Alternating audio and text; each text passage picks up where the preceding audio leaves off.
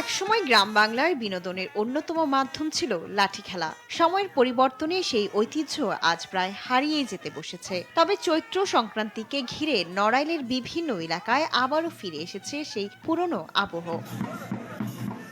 নড়াইলে পুরাতন বছরকে বিদায় জানাতে চৈত্র সংক্রান্তি অনুষ্ঠিত হয়েছে। জেলা প্রশাসনের আয়োজনে সোমবার বিকেলে শহরের সুলতান মঞ্চে লাঠি খেলা অনুষ্ঠিত হয়। গ্রাম বাংলার ঐতিহ্যবাহী লাঠি খেলা দেখতে পেয়ে খুশি দর্শনার্থীরা।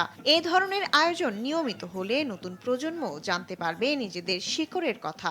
সুলতান মঞ্চে এসে আমরা অসাধারণ একটি লাঠি খেলা দেখেছি। আমার অনেক ভালো লেগেছে। প্রতি বছরই নানান অনুষ্ঠানকে কেন্দ্র করে এই খেলাটি আমরা উপভোগ করে থাকি এবং যারা এখানে লাঠি খেলা দেখান এনারা বংশ পরম্পরায়ও অনেকে এখানে খেলা দেখিয়ে এসেছেন এবং তাদের বংশেরই হয়তো অনেকের খেলা আমরা একটু উপভোগ করলাম। সুলতান মঞ্চে এসে আমি অনেক আনন্দ করতে পারছি। লাঠি খেলা বাংলার ঐতিহ্যবাহী একটা খেলা, যেটা আমি ছোটবেলা থেকে অনেকবার দেখতে চেয়েছি, কিন্তু অনেক ব্যস্ততার কারণে কোনো সময় দেখা হয়নি। গ্রামের যে ঐতিহ্যবাহী খেলা আসলে মনোমুগ্ধকর, খুব সুন্দর, দেখে অনেক ভালো লেগেছে।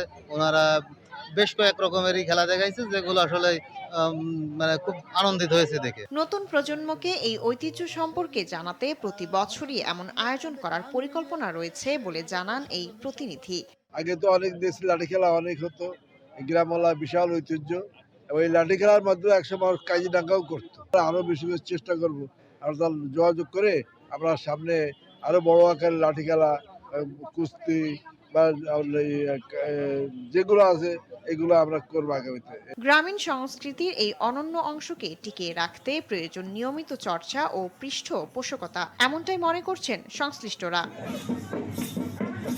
শায়লা খান, নিউজ ডেস্ক, দেশ টিভি।